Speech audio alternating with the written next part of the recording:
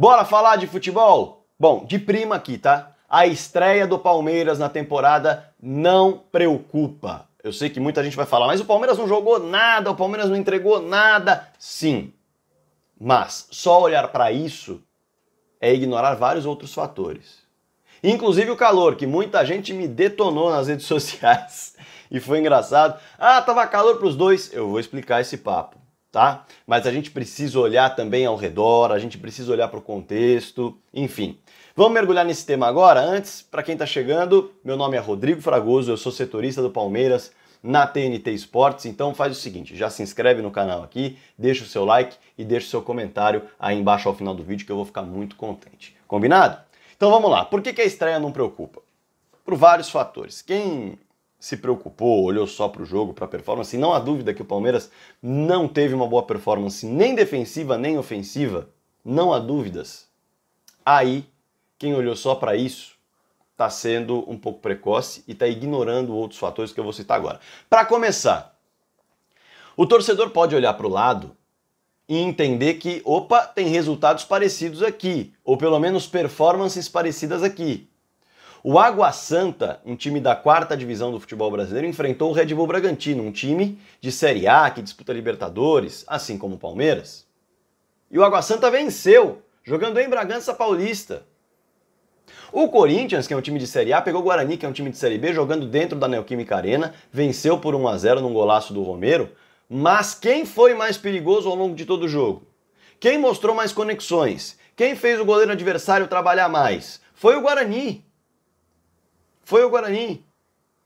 Então, das 4 equipes de Série A que fizeram as suas estreias no Campeonato Paulista, o Palmeiras não teve uma boa performance e tropeçou no Novo Horizontino. O Corinthians não teve uma boa performance, apesar de ter vencido o Guarani. O Red Bull Bragantino perdeu para uma equipe de 4ª divisão dentro de casa. E aí você tem uma exceção à regra, que foi o São Paulo, que iniciou atropelando o Santo André 3-1, jogando muito bem. Mas, quando você olha para o contexto geral, você fala, opa, tem explicações para equipes de menor investimento conseguirem performances melhores nessa estreia. O primeiro fator, claro, é a preparação. Vamos pegar as 2 equipes que fizeram times de Série A tropeçar na primeira rodada do Campeonato Paulista. O Água Santa começou a sua preparação no dia 15 de dezembro. O Novo Horizontino começou a sua preparação no dia 27 de dezembro. Tanto o Red Bull quanto o Palmeiras começaram a sua preparação há pouco mais de 2 semanas. A gente está falando de um Água Santa que tem aí pelo menos 4 semanas de vantagem em preparação a equipes de Série A. Em termos de preparação física, em termos de conteúdo entregue tático no dia a dia, em termos de avanço também no entrosamento.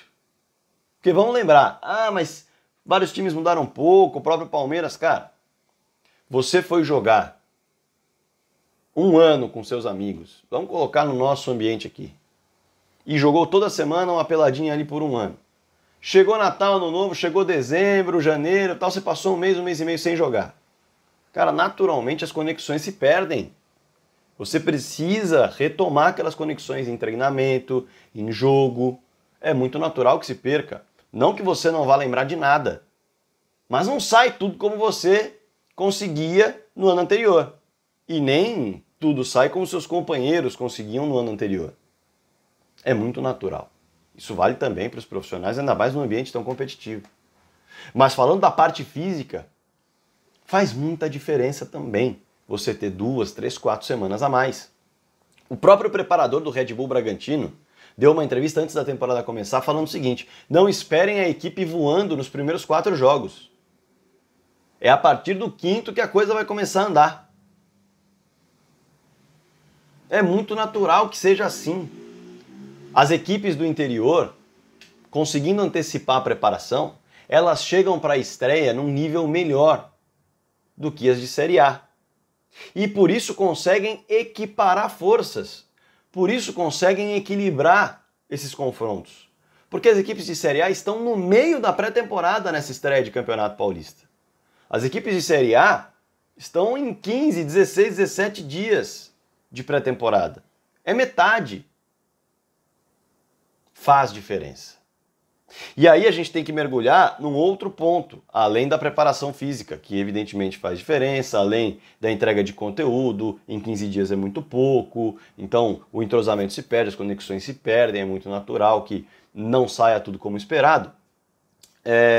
A gente tem que ir para o terceiro fator que envolve diretamente o resultado do Palmeiras. Calor. Ah, Fragoso, não é possível que você vai falar do calor. Cara, eu vou falar do calor, porque é o seguinte... Tava calor para os dois, mas quem está mais acostumado com o calor de Novo Horizonte, 30 graus, sol rachando sem nuvem? O time do Novo Horizontino ou o time do Palmeiras? Você pode pegar a sua experiência. Quando você vai bater uma bola, você joga a bola toda semana, você vai bater uma bola num lugar que você joga a bola em São Paulo à noite, você vai jogar na praia. Você não vai cansar antes? Ah, mas estava calor para os dois, só que você não estava habituado a atuar naquela temperatura. O time do Novo Horizontino está habituado a treinar e trabalhar todos os dias naquela temperatura, sem nuvem, sol de rachar na testa. O cara que treina em São Paulo não está habituado a isso. Então o calor é para os dois, mas tem um que sabe lidar melhor com aquilo e está mais acostumado com aquilo do que o outro. Então é muito natural que isso também afete a performance. E afetou uma performance muito fraca do Palmeiras. Mas veja só quantos fatores não podem ser ignorados. É só olhar ao redor e você vai ver que os times de Série A não tiveram performances das melhores. E as explicações aqui estão. A preparação das equipes de Série A começou depois. Então, naturalmente, as energias e as forças se equilibram por todos os fatores que eu citei. E aí, é claro que tudo isso faz diferença, mas eu vou falar um pouquinho sobre o jogo. Foi um Palmeiras que, de fato, não teve drible como ferramenta, e isso independe do tempo de preparação, isso tem mais a ver com as características do time colocado em campo. É um Palmeiras que não tem o drible, é um Palmeiras com um ataque de muita velocidade, que é o Breno e o Rony, mas é um ataque pouco construtor. Você não vai ver o Rony e o Breno saindo para ajudar na construção. Você não vai ver o Breno e o Rony trabalhando dentro da jogada para achar um companheiro que vai ocupar o espaço e ele vai construir assistência. Não. É muito difícil isso acontecer. E aí, claro que o setor criativo, não tendo o Endrick, por exemplo, que faz isso com muita qualidade, ele perde. Ele perde. É muito natural, é por característica. Não tem o drible, não tem a construção vindo de dois atacantes. Não tem as pontas. É claro que o Mike em um dado momento caiu pela ponta, mas é um lateral, não é um driblador. Então é um jogador que vai cair pela ponta e pela direita, ele vai buscar linha de fundo, ele vai dar amplitude, ele não vai necessariamente ser aquele jogador que vai entrar com a bola pelo lado, para dentro da grande área, com perspectiva de sofrer um pênalti ou de fazer uma finalização. Isso pesa também na criação da equipe. E aí o Rafael Veiga mais sobrecarregado nesse sentido. Zé Rafael ainda entrando no ritmo, o Rafael Veiga também, as conexões não tão rápidas, a gente não viu passes rápidos da equipe do Palmeiras, a gente não viu o Palmeiras acelerando o passe, e aí entra o peso das conexões que eu citei. E a gente viu muitas bolas longas, que de um modo geral você utiliza para quê? Para tirar a bola da pressão e colocar num lugar onde você tem superioridade técnica, e aí uma igualdade numérica, porque o Novo Horizontino se fechava bastante. Então, você tá com 5 caras ali marcando 4, você inverte para tentar pegar um mano a mano, 1 contra 1. Mas o 1 contra 1 do Palmeiras quase sempre envolvia jogadores que não são necessariamente dribladores, que não são necessariamente agudos, como o Mike e o Vanderlan. São jogadores que vão cruzar essa bola na área.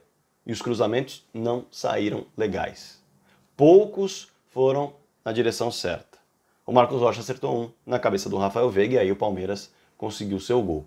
Mas a construção pouco funcionou. Em relação a algumas entradas de reforços que eu acho importante destacar. Aníbal Moreno. O Novo Horizontino estava conseguindo jogar e conseguindo ter uma maior qualidade de troca de passes no meio-campo ofensivo. Quando o Aníbal entra, ele dá um fôlego novo nesse meio-campo do Palmeiras. E além disso, consegue dar uma travada boa e mostrou muita tranquilidade com a bola nos pés. Um cara que realmente tem um passe objetivo, tem uma dinâmica bem interessante a estreia do Aníbal.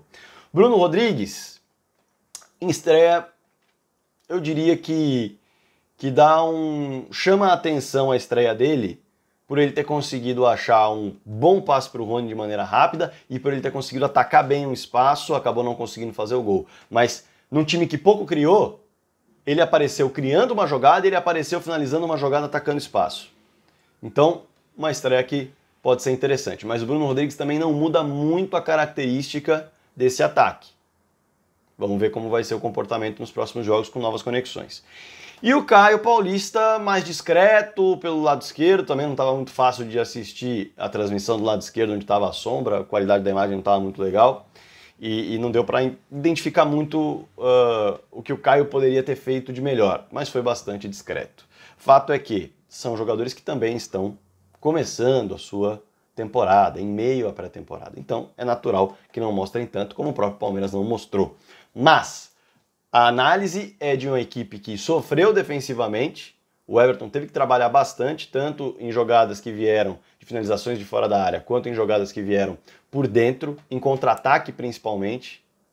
E, ofensivamente, como eu disse, defensivamente sofreu, ofensivamente foi pouco criativo o Palmeiras. Tá bom? Claro que eu quero o seu comentário, o que você quiser acrescentar, o que você quiser discordar aqui embaixo, fique super à vontade e não se esqueça de deixar o like aqui, que é muito importante, e também de se inscrever no canal. Eu vou trazer muitas análises em vídeo aqui ao longo do ano, focado no Palmeiras, pelo setorismo do clube, mas também vou falar muito sobre outros times. Combinado? Então, like, comentário, inscrição e bora falar de futebol.